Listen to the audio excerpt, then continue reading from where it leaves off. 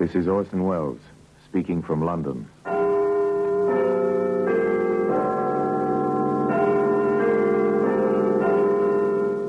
The Black Museum.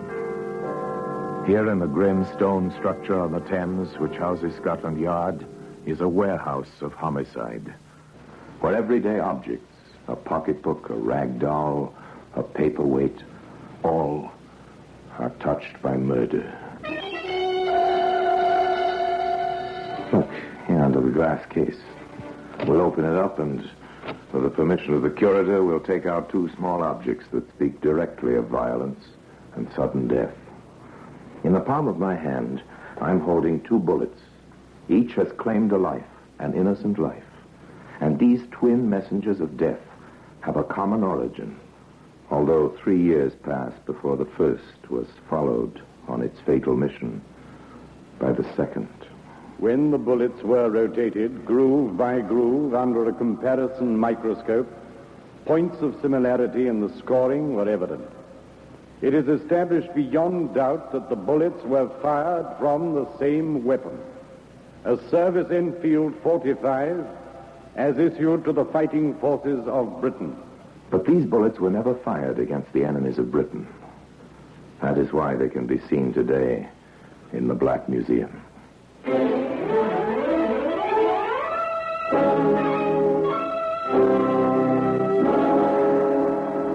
From the annals of the Criminal Investigation Department of the London Police, we bring you the dramatic stories of the crimes recorded by the objects in Scotland Yard's Gallery of Death, the Black Museum.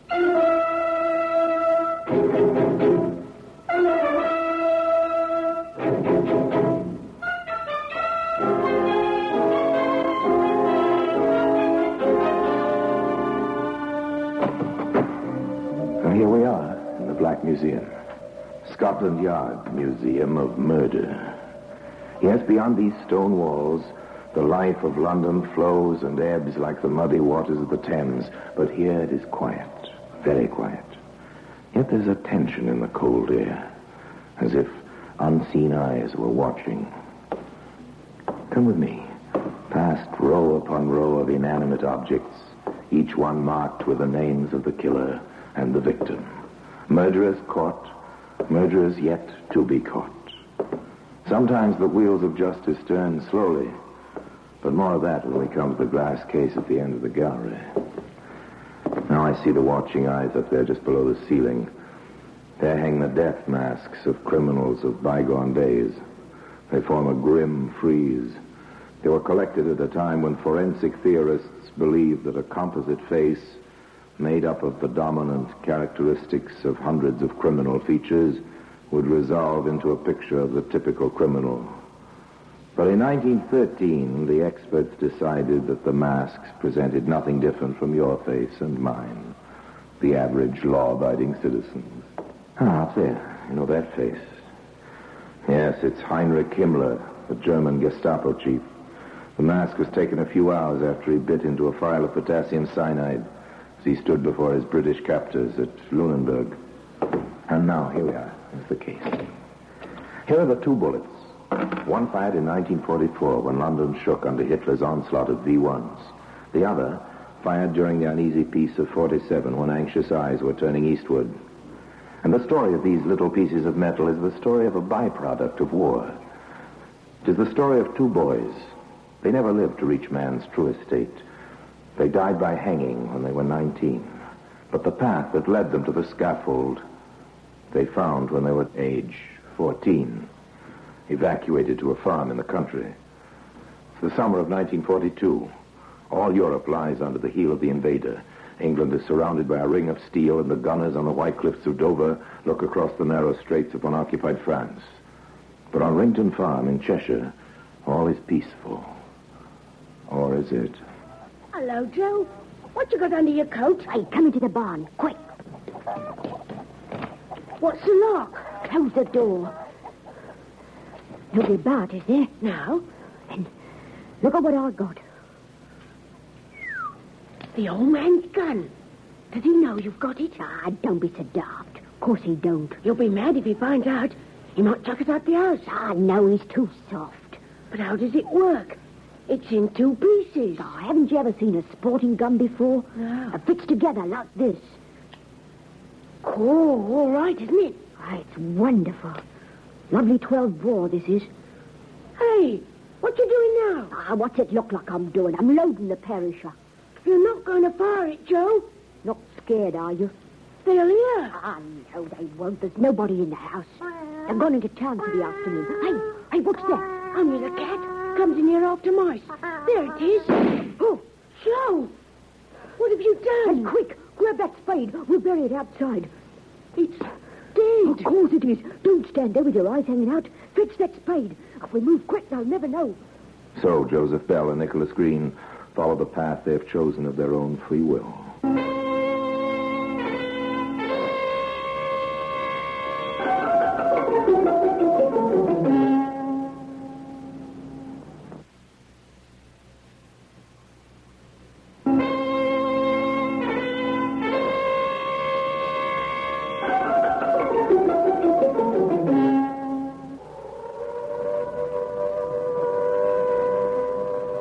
"1944, springtime.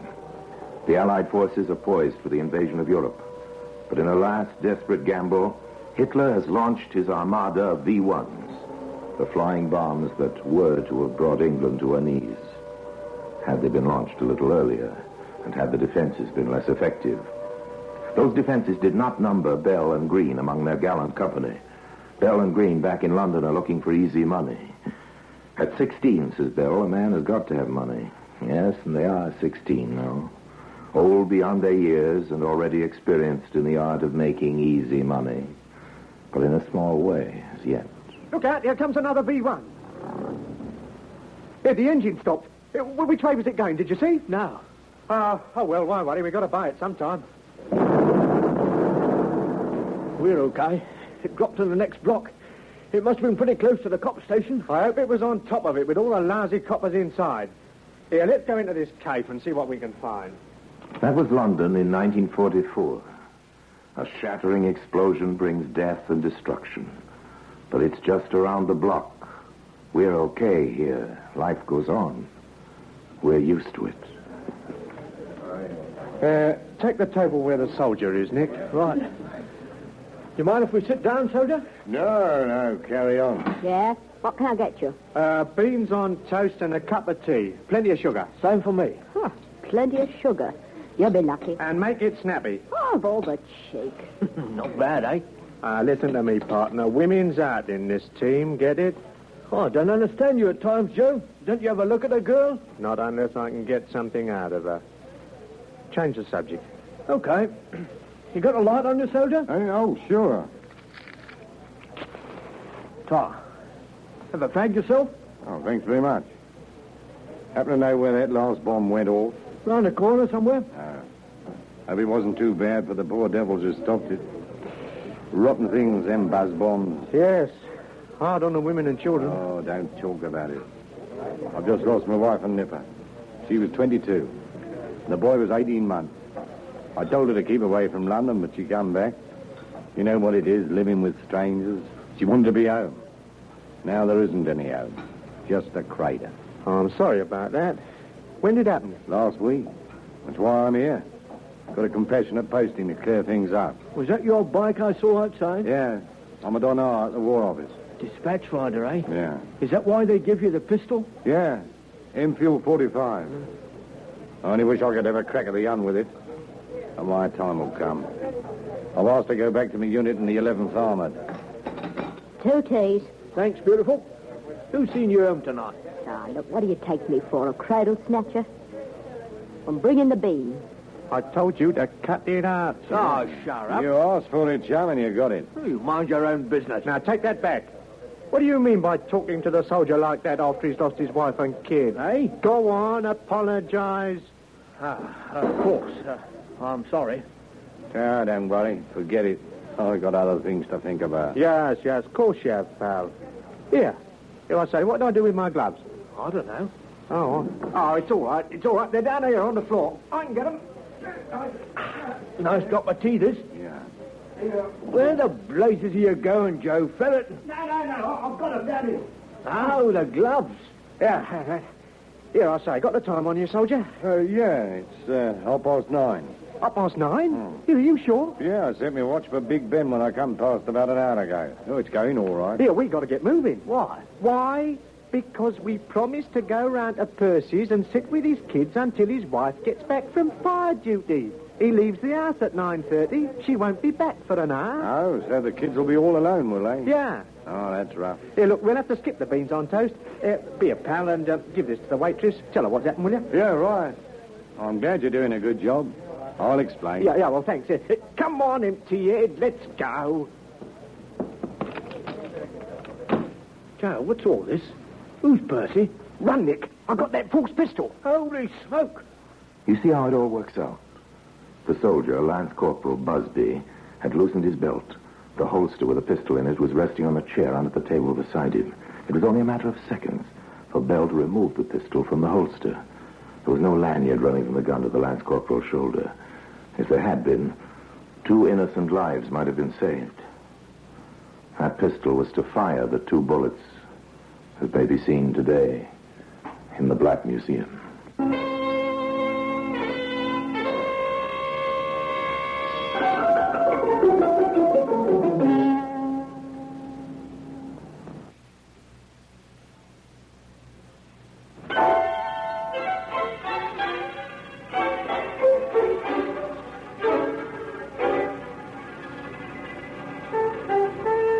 Joseph Bell and Nicholas Green, armed, frightened that the soldier would discover the loss of the pistol quickly and raise the alarm. Why did Bell steal the weapon? Why, 2 years before, had he taken the farmer's shotgun? To kill. Now, as his running feet carry him through the darkened streets of London, with a roar of exploding and flying bombs always in the next block, he doesn't know what he's going to do. He doesn't know that very soon he is going to kill. Not a cat this time, but a man. Well, we got away. That was a good story about Percy and the kids, Joe. You got some imagination, you have. I decided to get the pistol before we sat down, even if it meant following that bloke outside and coshing him. What are you going to do with it? Well, what do you think? Don't you feel good knowing I've got it? Yeah, it might come in handy. Yeah, the engine of the buzz bomb's cut. Blimey, it's coming this way. Come in here, you boys. No, don't take your hands off me. No, don't be silly. Come in. There, let me go. Do you hear? Nothing, boy. All right, you've asked for it. Joe! Bell fired at the precise moment when the bomb exploded. This time the explosion wasn't quite in that next block. The warden, it was an air raid warden named Thompson, who had tried to drag Joseph Bell into a shelter, the warden fell dead, with a bullet in his heart and a piece of shrapnel in his chest. The shrapnel alone would not have been fatal, and by the strange way of things, the murderers were unharmed. Quick, we got to get away. This is nothing to do with me. You shot him. You're just as much in it as I am, and you know it. Come on, before the ambulance gets here. Oh, I'm scared. Don't worry, they can't hang you at 16. Now save your breath and keep going. Keep going, boys. You're going to keep going and keep going until you've used the second bullet. Then you'll stop. Forever. I've got to slow down. Okay. But I wish you wouldn't get in a panic. You almost get me worried, too. Aren't you worried, Joe? What about? Why, the stiff back there. Him? I'm not worried about him. They'll think he was killed by the bomb. There was blood all over him. Oh, cool off, Nick. You're a man now, and there's a war on. You're too young to know that air raid victims still have a death certificate. The doctor is going to find that bullet in Thompson's heart, just as the next one is going to be found. Joe, I'm going home. It's early yet. I know, but I'm still going home. I've had it for tonight. Okay. Here, you won't say a word to anybody, will you? Oh, what do you think I am? Barmy? You'll do, Nick. Just you keep your mouth shut. Now, we'll be all right. See you tomorrow. Sleep well. Green slept far from well. If we can believe what he said later, he never slept well for the rest of his life. But what about that home he was talking about? What sort of parents had he got? His father died when the boy was 5. When he went home to his mother. Oh, it's you. I thought it was the warden come to tell me I was showing a light. What's the matter with you? Where have you been to? I've been out with Joe. Huh.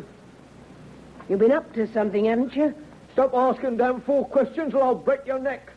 Go and put the kettle on. I'm as dry as a bone. Now you see, Nicholas Green, coward and murderer, was the master in his mother's house.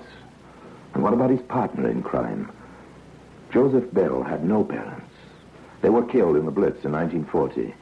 He had an uncle who pledged himself guardian to the boy, but Uncle preferred blondes, rather tatty blondes. So now into the final phase. 1947. The hot war is over. The Cold War is only just beginning. There's work for everybody in London, but not the sort of work which appeals to Bell and Green. They're still together and they're 19 years of age. Old enough to be hanged. I've had enough of this dance. Let's get out. Okay.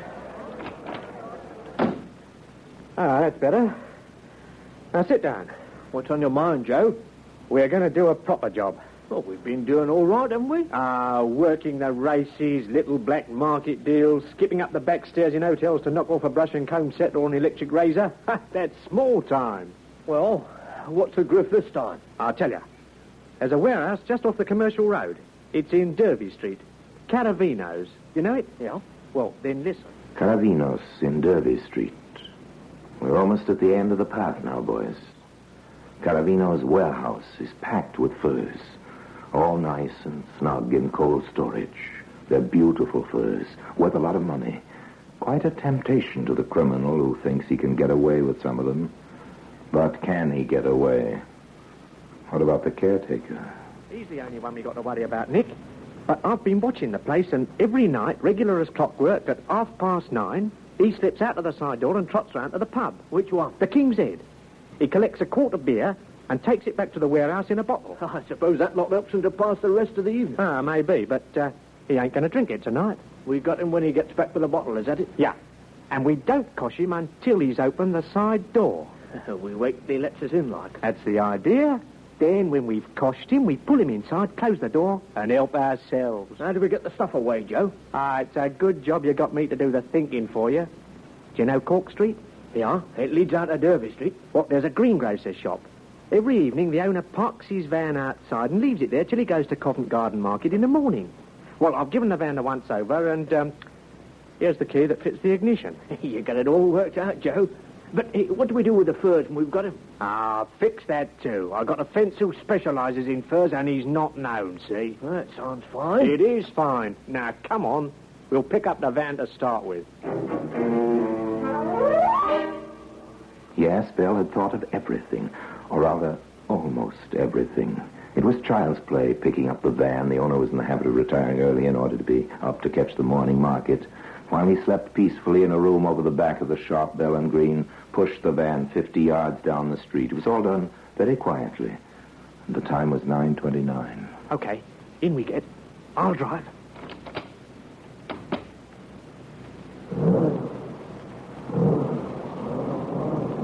Aren't you going down Derby Street, Joe? No, not yet. I'm taking you to the King's Head. Oh, we can't go in there. We're not going in. We're going to drive past and pull up. Then we keep an eye open behind and spot the caretaker when he comes out. And when he comes out? Yeah. What's the time now? 9:30. Cool. 9:30. What's up with you? Seen a ghost? Yeah, I think I have. This is not the first time your 0 hour happened to be 9:30, is it, Nicholas Green? Remember that cafe 3 years ago when your partner stole the pistol he's carrying now inside his coat? 10 minutes later, a man was killed. Remember? It's funny, that's what it is. Darn bloomin' funny. Shut up! Pull yourself together. If you haven't got the nerve to see this through, tell me now and get out. I'll do it myself. I'm sorry, Joe. I'm okay. I started thinking, that's all. Leave that thinking to me. Here's the pub. I can see the door to the bar through the driving mirror. And here he comes. Dead on time, as per usual. Luck's in. The caretaker from the warehouse disappears into the bar.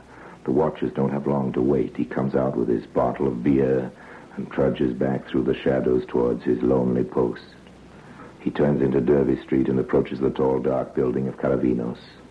So alive by day, so very silent by night. Oh, don't say I've shut myself out. Ah, good. Here's the key. Excuse me, chum. I want to get to Tower Bridge. Oh, that's easy. Straight to the inn, turn left, right and left again, and you come into Wapping High Street. Yeah, I'm a stranger around here, but, look, I've got a map.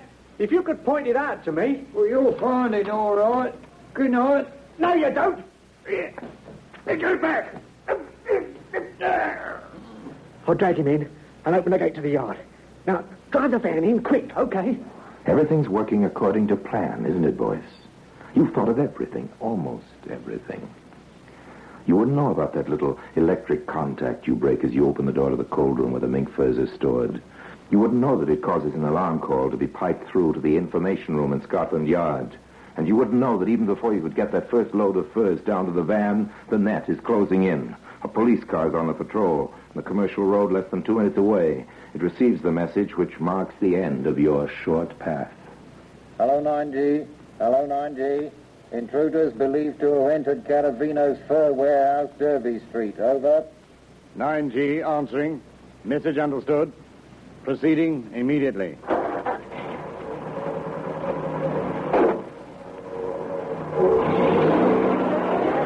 This a real job, I wonder. I shouldn't think so. I've had 22 years in the force, and I never had the luck to get onto a real job yet. You should worry, Tommy boy. You're retiring next month. Think of that nice little pension you're going to get. Yeah. You're going to sit back and grow more prize lupins for the rest of your life. But PC Tom Wallace was never to draw his pension, and he was never to grow any more prize lupins. This was the first real job he had waited 22 years for. He'd always known what he would do. He'd approach quietly, turn off the car engine before he got to the scene of the incident, and tread lightly. He'd make sure his brother officers followed his example. He wasn't going to fall down on his first real job. And somehow he knew this was it. Quiet, quiet. Is the door locked? Yes, but look down there. Oh, blood. Try the gate. It's open. Now, we'll go back to the car and signal for reinforcements. Pete, George, and me is going in. Nick, take that load out to the van. I'll go back for some more. Okay, Joe. Make it quick. The sooner we're away, the better I'll like it. All right, son. The game's up. Coppers! Let me go! Ah, there's the priestess on you. How many more up there? Find out. Don't worry, we will. Come on, George. I can see a light through the door. Get back, you dirty knots. I've got a gun. Drop it, you young fool. Let him have it, Joe. Drop it. Look out, Joe, where you're going. The lift shaft's behind you.